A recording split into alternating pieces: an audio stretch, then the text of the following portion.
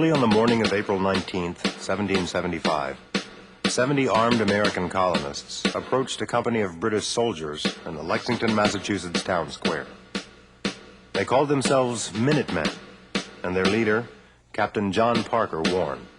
Stand your ground. Don't fire unless fired upon. But if they mean to have war, let it begin here. Seconds later, a shot rang out. The British had fired and 8 colonists lay dead. The American Revolution had begun.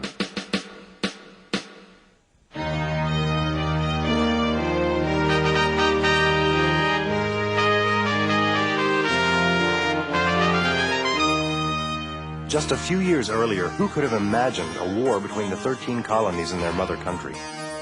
At parties, loyal Americans toasted King George III, and they proudly waved the British flag as they marched in parades. Why were the colonists and the British ready to make war? Many years after the Revolution, John Adams, second President of the United States, was asked when he thought the American Revolution began. The revolution, you see, was in the minds of the people, and this took place long before a drop of blood was drawn at Lexington. What was this revolution in the minds of the people?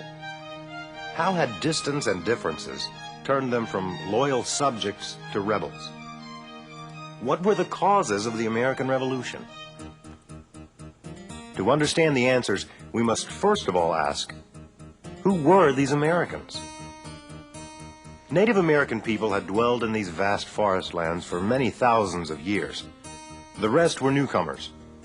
Many, the children and grandchildren of immigrants from the British Isles, from Germany, France, and other places in Europe. They had come to seek a better life, and often for religious freedom. Nearly all were farmers. Other colonists had come against their will. African people were brought to work the farms of the southern colonies. Life for the first American colonists was very hard. They carved roads, farms, and cities out of the forests. Much was learned from the Native Americans, who knew the land well. From small beginnings in the early 17th century, the population of the English colonies grew to over 2 million by 1763. Alexander McAllister was typical. He came to America from Scotland, and he wrote his friends back home, "As for the country, it's a very good one for a poor man who will work hard. Everything he puts in the ground will grow. Tell old poor people whom you wish well to take courage and come to this country." Many colonists agreed. Living far from Europe and often far from each other, they were proud of their new communities in the wilderness and had learned to think for themselves. The American colonies were multicultural, unlike any other in the world. Each new immigrant group added its own customs and beliefs, from Jews to Quakers to Moravians. Africans taught ways to plant rice and introduced new musical instruments like the banjo. By 1763, the colonists had their own newspapers and their own colleges. They were beginning to call themselves Americans. Americans also shared in governing themselves. They elected officials to represent them in colonial assemblies, as their lawmaking branch was called. Of course, not everyone had the right to vote. Only white males who owned a certain amount of land could vote. Women, blacks, and Native Americans could not vote. Still, the colonial assemblies encouraged Americans to believe they had a right to take part in government. No one liked taxes, but the colonists accepted being taxed by their own representatives. At the same time, strong ties also continued with England. Colonists learned to speak and read English. Judges and lawyers dressed in traditional English style. People of wealth copied British styles. Virginia planters even enjoyed fox hunting, a popular sport of English lords and ladies. Another powerful link with the mother country was trade. Ships crossed the Atlantic Ocean to England, carrying logs from New England forests, barrels of tobacco from Virginia plantations, and tar and turpentine from the Carolinas. They returned with silver dinnerware, fine pianos, and beautiful dresses made in England. Americans were good customers for British goods.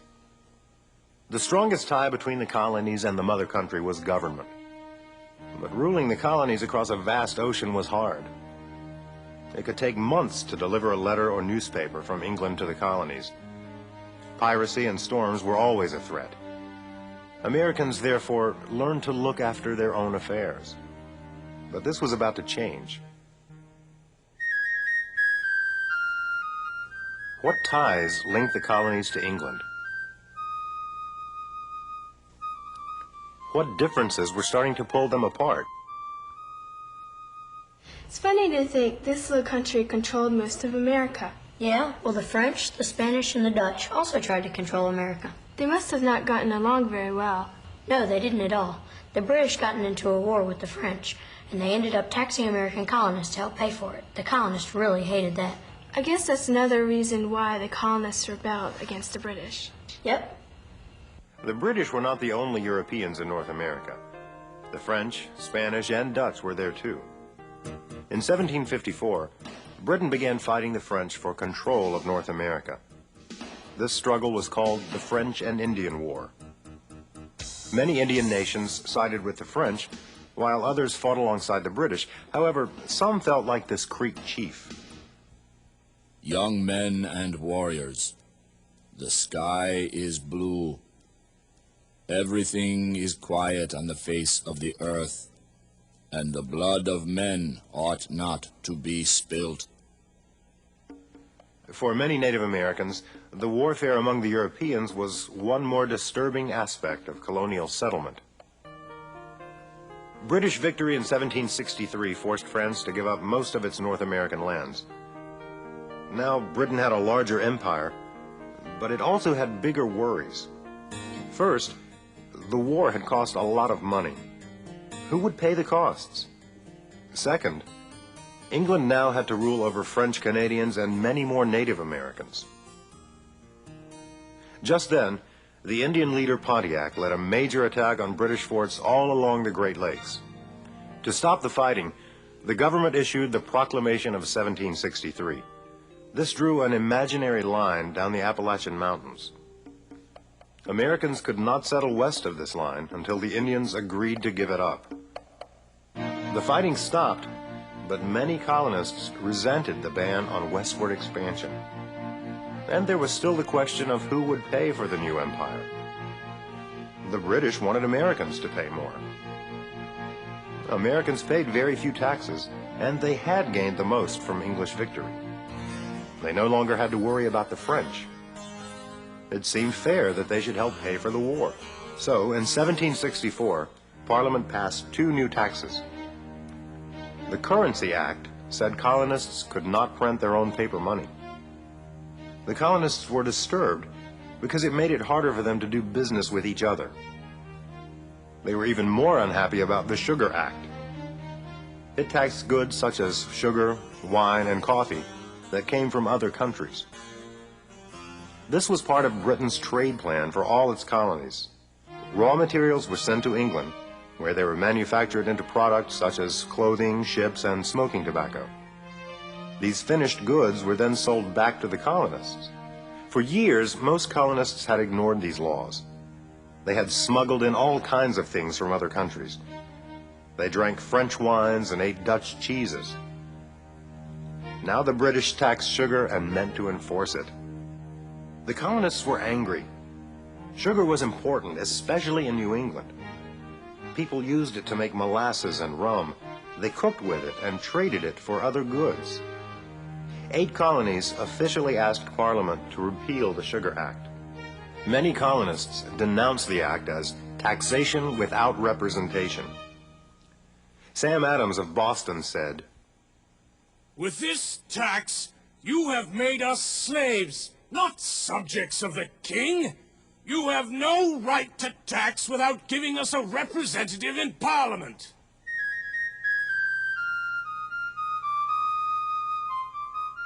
What was the French and Indian War? What were the effects of the French and Indian War on the American colonists? So how did the colonists show their anger toward Great Britain? Well, they'd write angry letters to the leaders of the British government. They'd boycott any of the British products, and they even burn effigies of the tax collectors. So they tax things like sugar with the Sugar Act. And paper products with the Stamp Act. And they also had the Quittering Act. The next year, in 1765, Parliament passed two more unpopular laws. One was the Quartering Act. This law said the colonists had to pay to room and feed British soldiers if army quarters were full. Many colonists saw no reason to have soldiers remain in America, eating their food and sleeping in their beds. Then there was the hated Stamp Act. People would need special stamps for everything from newspapers and playing cards to deeds and wills. Pennsylvania's leader, Benjamin Franklin, spoke for many.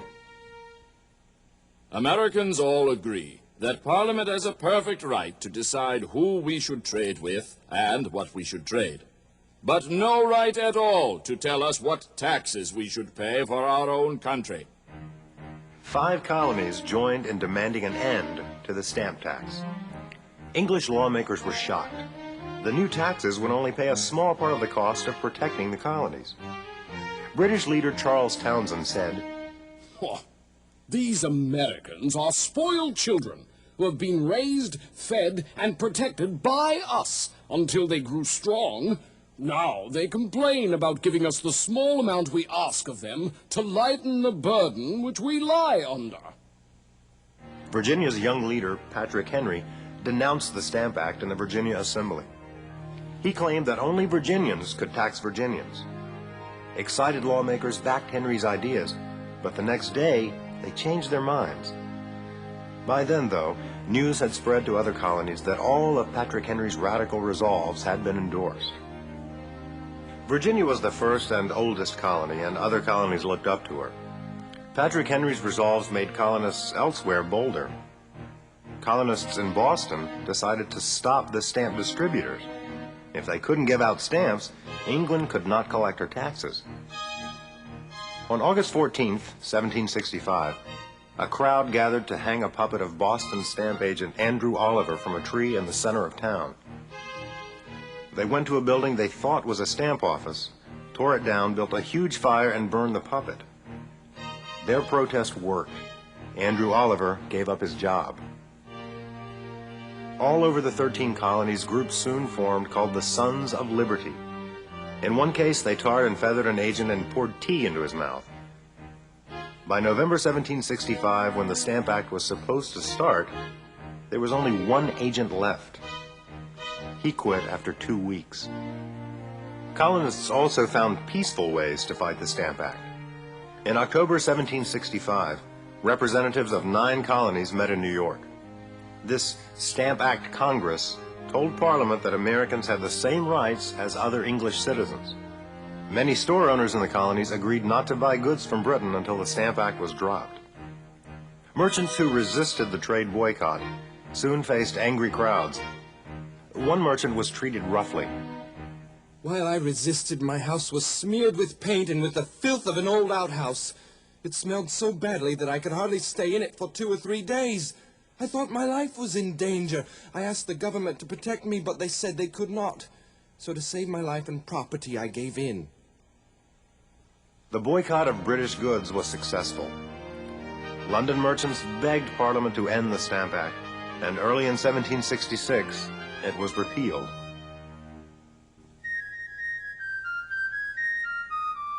Why did colonists object to the Stamp Act? How did they show their unhappiness with that tax? Why did the British choose to tax sugar? I think they chose sugar because it was something that the colonists used in everyday life for making things like rum and molasses. So that's why the Stamp Acts taxed legal documents and newspapers, because people like to read those, too. Well, they also taxed things like dice and playing cards because the colonists did like to gamble sometimes. I think the British chose to tax things that colonists had to use in everyday life so that they could get more money. Well, I can see why they resisted that, because it affected their daily lives so much. Yeah, it must have really bothered them. Parliament was still determined to raise money to pay for its American colonies. When Charles Townshend was put in charge of the British Treasury in 1767, he called for new taxes on paper, glass, and even tea. Throughout the colonies, women showed their outrage at this new tax by refusing to buy tea and joining protest groups. However, even in their anger at the British, this poet noted that women had little say in the affairs of the colonies. Let the daughters of liberty nobly arise, and though we've no voice but a negative here, stand firmly resolved, and bid Townshend to see that rather than freedom, we'll part with our tea. Led by Massachusetts, the American colonial assemblies began circulating a strong petition of protest. Royal officials were very angry. The governor of Massachusetts ordered the assembly to recall the petition, and lawmakers were ordered not to discuss it. Instead of calming the colonists, it just stirred up more cooperation between them. When the Massachusetts Assembly refused to recall the letter, the governor promptly sent them home. The same thing happened elsewhere when assemblies tried to discuss the Massachusetts letter. Colonists found many ways to display their resistance. In Boston, silversmith Paul Revere made a punch bowl he engraved with the names of the men in the Massachusetts legislature who had voted against withdrawing the letter of protest. Women also joined the fight against the Townshend Acts. Throughout the colonies, groups called the Daughters of Liberty formed. Members spun their own cloth to show they did not need to buy English cloth. They fed their families food grown in America and made teas from herbs instead of drinking tea from England. The most famous protest by women was a tea party in Edenton, North Carolina, where women agreed to fight British laws. An Englishman thought all this was absurd. I see in the newspapers that Edenton ladies have held a protest against tea drinking. Is there a female assembly at Edenton too?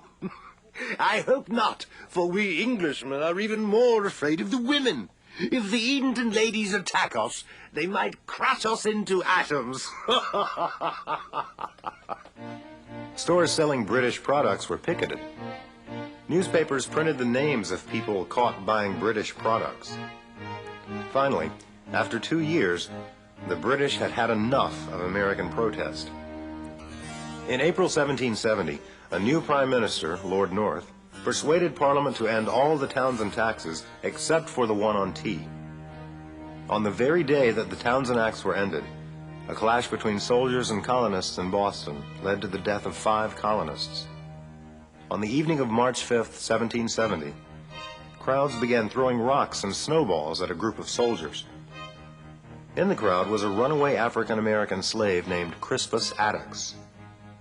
The mob made fun of the soldiers in their red coats, calling them bloody backs and lobster backs. Attucks urged the crowd on, yelling, "Don't be afraid! They dare not fire!" Suddenly, someone shouted fire, and troops shot into the crowd. 4 people were killed and 8 were wounded. 1 died a few days later. Boston patriots quickly named this incident the Boston Massacre. A massacre is the killing of people who cannot defend themselves. The colonists saw these deaths as one more sign of British tyranny. Paul Revere's images burned into the hearts of colonists everywhere. Over the next 2 years, the colonies were quiet, but tensions had not vanished. The colonists still felt that taxation without representation was wrong. King George III said, "King and Parliament have complete power. For Americans to challenge this power is treason." Few Americans spoke openly about independence, but the colonists and the mother country seemed set on a collision course. Benjamin Franklin warned the British, "The seeds of liberty have been planted in America." Soon, those seeds would grow and flower into a revolution in the minds of the people.